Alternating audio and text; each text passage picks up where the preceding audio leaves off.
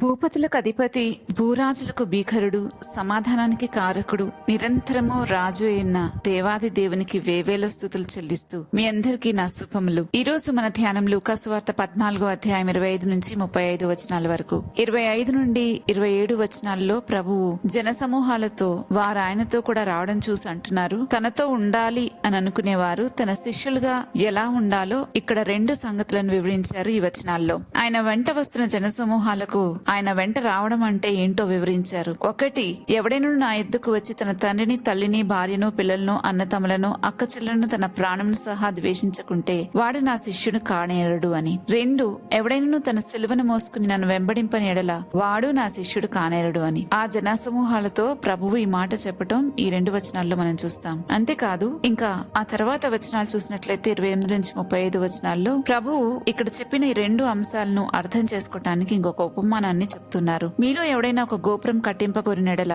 దానిని కొనసాగించడానికి కావలసినది తన యొద్ద ఉందో లేదో కూర్చుండి తగులుబడి మొదటి లెక్క చూచుకొనడా? చూచుకొనిన ఎడల అతడు దాని పునాది వేసి ఒకవేళ దాన్ని కొనసాగింపలేకపోయినందున చూచువారందరూ ఈ మనుషుడు కట్ట మొదలుపెట్టిన గాని కొనసాగింపలేకపోయిన అతను చూసి ఎగతాళి చేయసాగుదురు. మరియు ఏ రాజైనను మరి ఒక రాజుతో యుద్ధం చేయబోనప్పుడు తన మీదకి 20,000 మందితో వచ్చువానిని 10,000 మందితో ఎదిరింప శక్తి తనకు కలదో లేదో అని కూర్చుండి మొదట ఆలోచింపడా? శక్తి లేని ఎడల అతడు ఇంకనూ దూరముగా ఉన్నప్పుడే రాయబారము పంపి సమాధానం చేసుకుని చూచును కదా. ఈ విషయాలన్నీ చెప్పిన తర్వాత 33వ వచనంలో ప్రభు అంటున్నారు, ఇంకా మూడవదిగా ఆ ప్రకారమే మీలో తనకు కలిగినదంతయు విడిచిపెట్టని వాడు నా శిష్యుడు కానేరడు అని. ఈ విషయాన్ని చెప్పిన తర్వాత ప్రభు అంటున్నారు, ఉప్పు నిస్సారమైతే దేనివల్ల దానికి సారం కలుగును? అది భూమికైనను ఎరువుకైనను పనికిరాదు గనక దానిని బయట పారవేదురు. వినుటకు చెవులు గలవాడు వినుగాక అని వారితో చెప్పడం మనం ఈ లేఖన భాగం అంతట్లో చూస్తున్నాం. ఈ రోజు ఈ లేఖన భాగంలో నుంచి ప్రభు మనకు తెలియజేస్తుంది ఏంటంటే,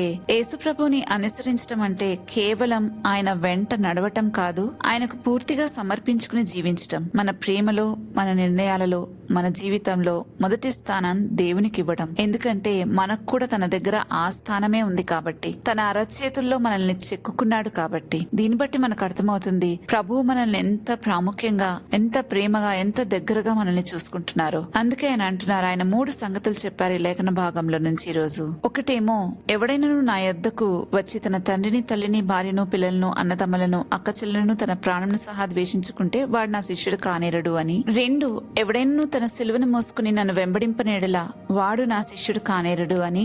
3, ఆ ప్రకారమే మీలో తనకు కలిగినదంతయు విడిచిపెట్టని వాడు నా శిష్యుడు కానేరడు అని. ఈ 3 సంగతులు ప్రభు ఆ జన సమూహంలో ఉన్న వారికి చెప్తూ, ఒకవేళ ఎవరైనా తన శిష్యులుగా రావాలి అని అనుకుంటే ఈ సంగతులను గమనించుకోవాలి అని వారికి బోధ చేయటం మనం ఇక్కడ గమనిస్తున్నాం. తన సిలువను మోసుకుని ఆయనను వెంబడించటం అంటే మనం కూడా ఇతరుల భారాన్ని మోసుకుని క్రీస్తుని వెంబడించటమే. గోపురం కట్టే మనిషి ముందుగా ఖర్చు ఎంత అవుతుందో చూసుకుంటాడు.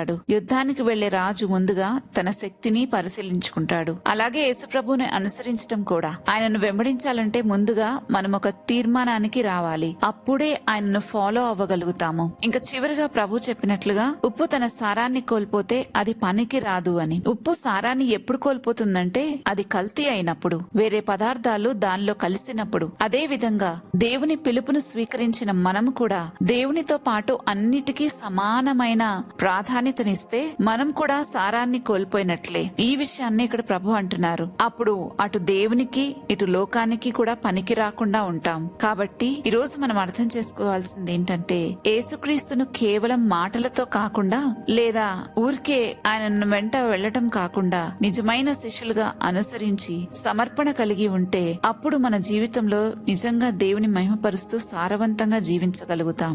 దేవుడు మన అందరికీ అలాంటి కృపను అనుగ్రహించాలని ప్రార్థించుకుందామా? పరిశుద్ధుడా, ప్రేమ కలిగిన తండ్రి, రాజులకు రాజా, సమాధానకర్త, మీకు స్తోత్రాలు చెల్లిస్తున్నాము. దేవా, ఈ రోజు మీరు మాతో మాట్లాడిన ఈ మాటలను ఒక్కసారి మీ సన్నిధికి తెస్తూ ఉన్నాం. మేము కూడా సంపూర్ణమైన సమర్పణతో మిమ్మల్ని వెంబడించాలని, మీ శిష్యులుగా బ్రతకాలని మాకు ఆశ ఉంది. ఎందుకంటే ఒక్కసారి మేము మీ శిష్యులమైతే మాకు ఎన్నో రహస్యాలు, మిమ్మల్ని గురించిన రహస్యాలు మాకు తెలియజేస్తారని లేఖనాలు చెప్తూ ఉన్నాయి. ఇంకా మేము మీ స్నేహితులుగాను, అంధకార సంబంధమైన వాటి మీద అధికారంతోనూ మేము బ్రతకగలుగుతామని నీ లేఖనాలు చెప్తూ ఉన్నాయి గనక మీ శిష్యులుగా ఉండటానికి మేము తీర్మానం తీసుకుని నిన్ను వెంబడించే కృప మాకు దయచేయమని ప్రార్థిస్తూ ఉన్నాం తండ్రి. ఈ సమయంలో మేము అడిగిన ప్రతిదానికి మా సంతోషం పరిపూర్ణమగునట్లుగా నీవు వాటిని చేస్తానని వాగ్దానం చేసావు గనక దయచేసి మమ్మల్ని జ్ఞాపకం చేసుకుని మాలో ఒకవేళ ఏ కల్తీ అయినా ఉంటే ఈ లోకాన్ని కూడా మేము అంతే రీతిగా ప్రేమిస్తూ ఉంటే దయచేసి ఈ లోకం మాలో నుంచి తీసివేసి ప్రభా నిన్ను వెంబడించే కృప అటువంటి మనస్సు మాకు దయచేయమని ప్రార్థిస్తూ ఈ మనలన్నీ యేసుక్రీస్తు ప్రభా నామంలో వేడుకుంటున్నాం తండ్రి. ఆమెన్. రేపటి ధ్యానంలో మరలా తిరిగి కలుద్దాం. అంతవరకు దేవుని కృప మనందరికీ తోడైండును గాక. ఆమెన్.